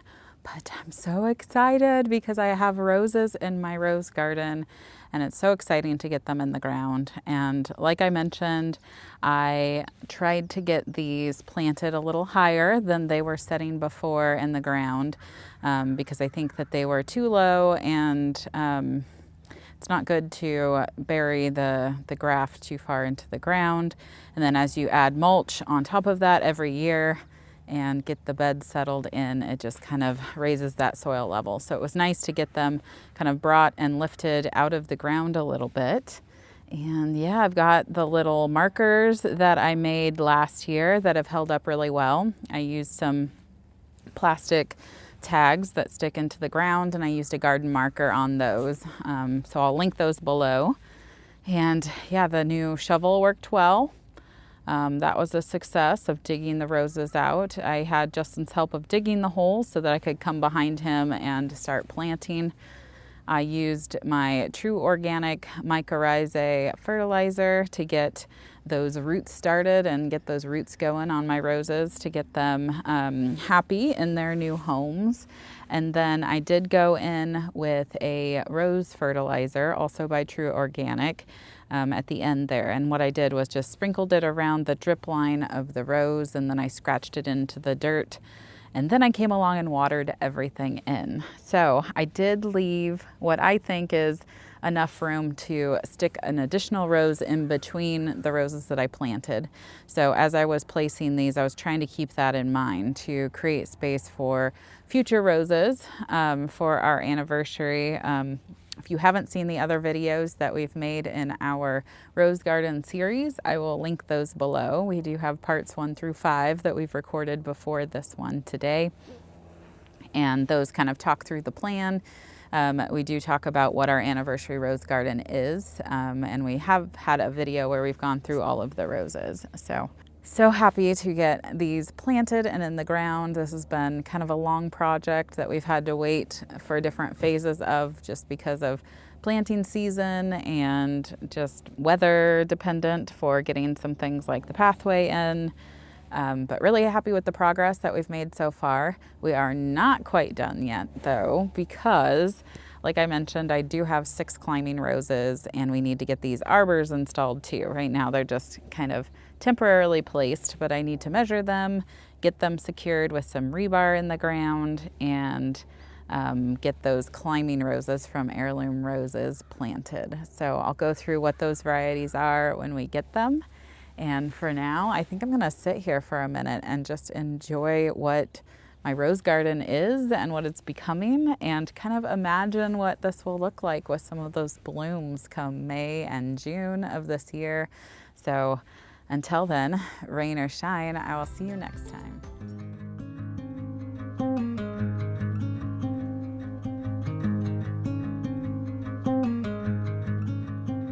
Hi, and welcome back to Rain or Shine Gardening. I'm Katie, and I have a very exciting day here. We are on part 7, finally, of our rose garden redo project. And that means today we're gonna sturdy up our arches. I have 3 rose arches for my anniversary rose garden. And we are going to plant 6 new climbing roses that I ordered from Heirloom Roses. And I have them right here. I'm going to go through more information about the varieties I chose and why.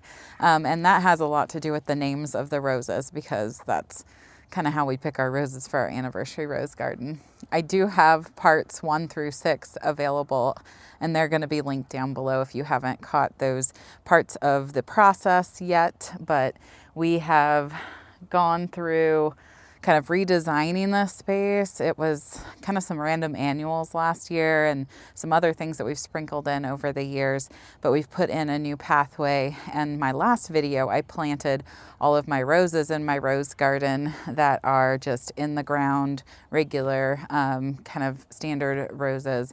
And today I am planting 6 climbing roses on archways, like I mentioned, that we're going to be kind of sturdying up and placing. We got to measure out, make sure that all of the feet for the arches are the correct distance apart, and kind of get those all settled in. But this is our last part of the project of our redo, so welcome. Thanks for being here along in the journey. And as we go along, I'll kind of talk through what our process is going to be to get those archways solidified and in the ground. We might have to adjust just based on some of our measurements and where things are placed.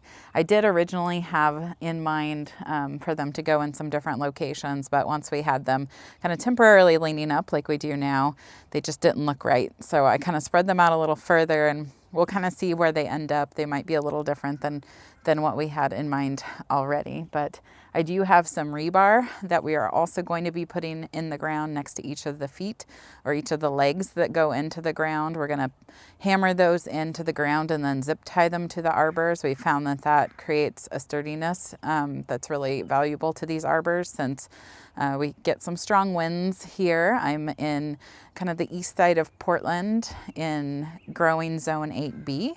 And usually in the spring and the fall times, we get some pretty good gusts coming through. So with some added weight of roses and other plants that we have on arbors, we always add some additional rebar for reinforcement. Today, I think we're just going to go ahead and jump in and get started, and I will explain some more of the process as we go along, but today is going to be our last video of the series. As we get closer to later spring and the summertime of when we won't have any more frost, then I will be planting annuals and kind of underplanting some of the roses and adding things in here. But as far as the actual structural setup of all of the roses, today will be the last video for that. So I'm so excited to get this part of the project wrapped up and finished and to share it with you. So come along as we finish part 7 today. So these new climbers that I got are all from Heirloom Roses, and I ordered them over the winter time. I was looking on the website as soon as I knew that I wanted to have 3 arbors. I was looking on the website trying to figure out, okay, which climbers do I want?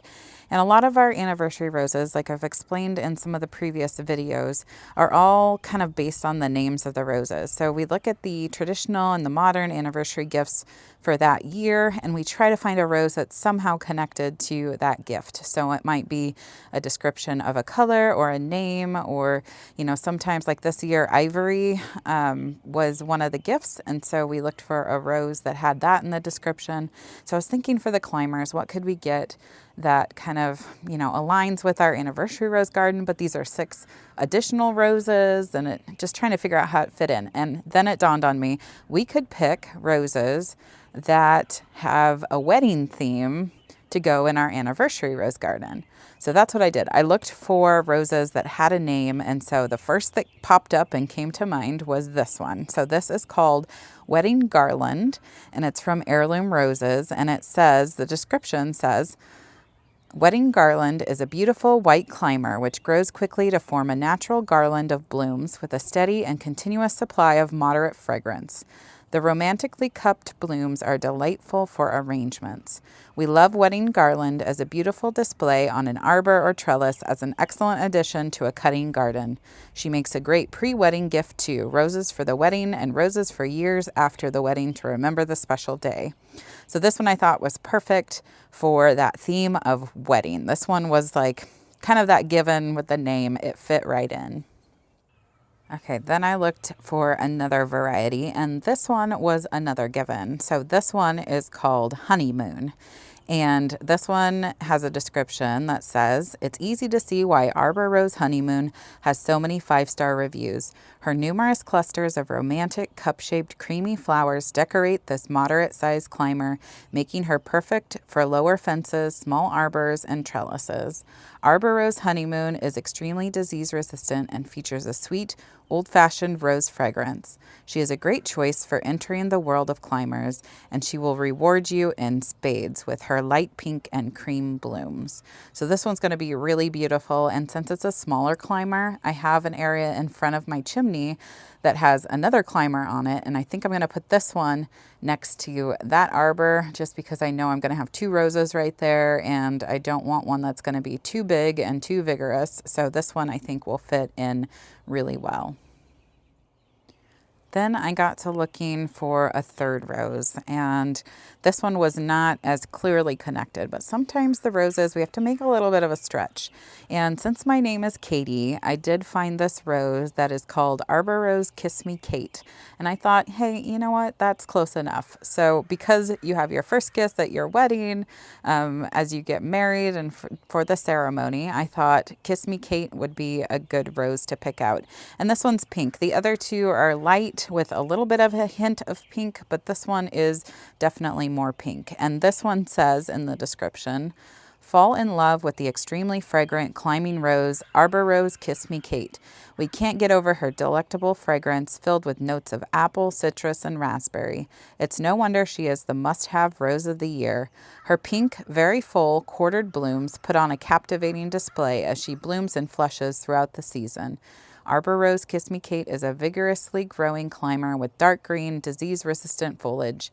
She tops out around 7 feet in height and 4 feet in width. Cover an arbor, trellis, or fence quickly with this lovely medium-sized climber, and don't forget to bring the fragrance inside as she makes an impressive cut flower. So this one I thought would be perfect for that front entrance arbor area, where we are going to kind of have our rose garden be seen by the road and by the sidewalk. I thought this color would be great. It's going to be a vigorous climber, so it'll reach the top fairly quickly. So this was our third rose, and I picked out 2 of each of the varieties. So we have 3 different varieties of climbers, 2 of each rose, so we can plant one on each side and have them climb up our trellises. All right, editing Katie here. I'm just gonna take a quick second to mention, because I didn't mention it in the video, I do have a discount code for you. So if you see any of these 3 roses that are really kind of speaking to you and you want to order them too, you can go on Heirloom Roses website and put in the code and save 20% off your order, and they will be shipped right to you. So I'm lucky enough here in the Portland, Oregon area that Heirloom Roses is kind of in my backyard. I am really close to them. I'm hoping to even go out and get to see some of their growing fields maybe later in the season. But Heirloom Roses is a local family-owned company, and they were started in 1973. And the reason that I went with them to purchase my climbing roses is because they specialize in own root roses, which means they're not grafted. They're grown on their own rootstock, and that means that they are less likely to develop some of the issues when you have a grafted rose. It means that they're stronger and they're gonna live longer in my garden. So I definitely wanted to go with them when I was looking at rose options to purchase. And then also Heirloom has over 900 varieties of roses, 900, which might seem a little bit overwhelming if you're just going on the website and scrolling through all of them. But what I really love about Heirloom's website is that you can actually go in and search specific criteria. So if you're looking for a certain fragrance, a certain color of rose, maybe a type of rose, like when I was looking for my climbers, I checked that box because I only wanted to look at climbing roses. But you can go in and select that criteria. Even if you're looking for, you know, maybe white and pink roses, you can select both of those boxes and they will show up. So pretty easy website to use when you're really looking for a rose. You can search by name and things like that too. But I found that really using that criteria filtering function helps when you're trying not to get too overwhelmed by wanting all 900 roses that they offer on their website. So anyway, don't forget to enter code RainerShine20 to get 20% off your order. And now we will head back to our original content, getting these climbing roses in the ground. This is the first arbor placement that we have to work on here, the first of 3. And what we're gonna do is measure between the back legs and between the front legs and make sure that that is 4 feet, because we want this to be evenly spaced. And then we are going to use this metal rod and this mini sledgehammer, and we're going to hammer down into the ground where we want to set these legs. And the reason that we're not too worried about getting these legs too tight into the ground is because we're going to be putting that added rebar in as well. But these are not super structural, sturdy archways. They are what we are going to be using for this project right now. Today, what we're going to do is set these. So we want the legs to be pretty equally spaced out from the walkway too, so the walkway looks centered in between. But we want to make sure that these legs are the right distance apart before we put them into the ground to make sure that it's going to not be too tippy once we put it in. So that's all we're going to be doing here. And then we'll repeat for the other 2. So we'll show you as we go through.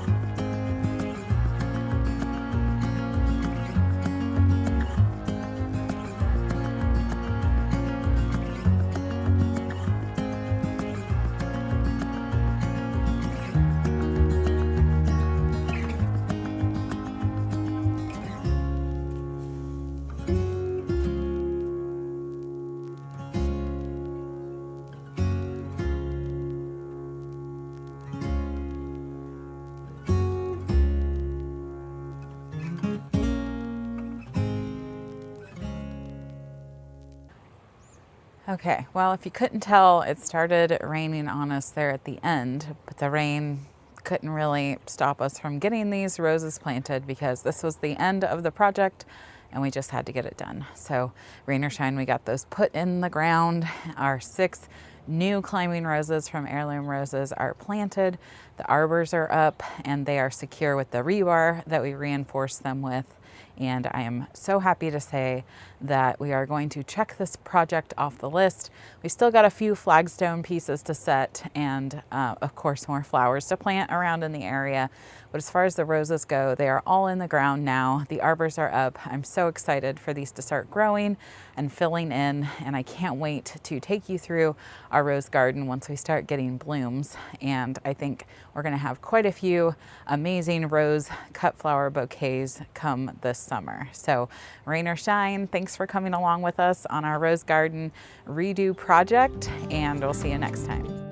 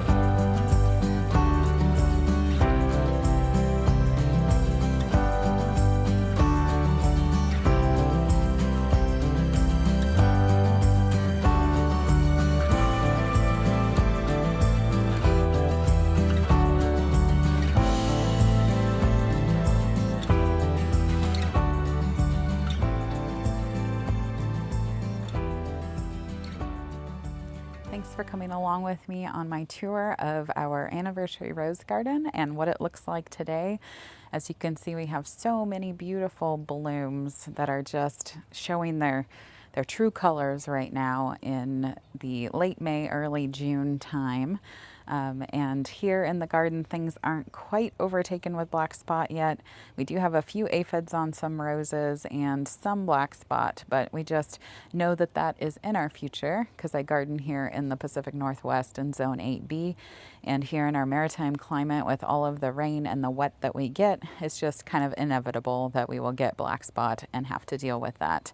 But right now, the roses are still all looking beautiful, and it's so exciting to see how much better they're doing in their new locations.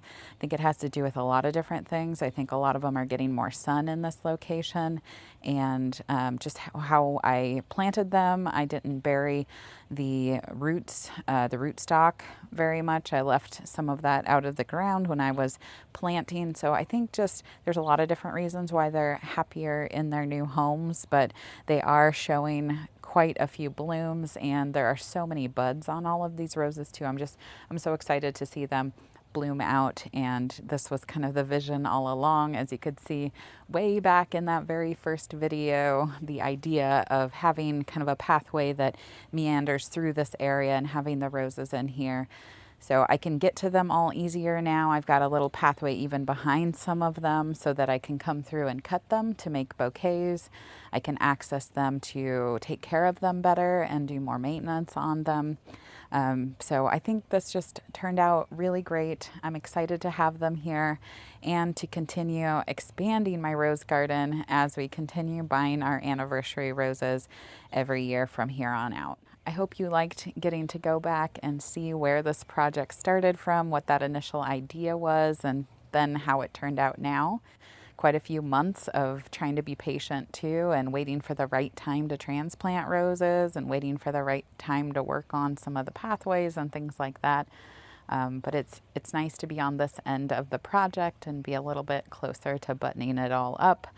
And even though, you know, a garden is never completely finished, I will still be adding in this rose garden and kind of modifying it as needed, and probably learning from some things as we go, because that's how we operate as gardeners. We learn from doing. Thank you for coming along with me to take a look at how we got here and then what today's current state is with the rose garden. And I look forward to taking you along the journey as we experience more blooms and as this develops even further. And rain or shine, I will see you next time.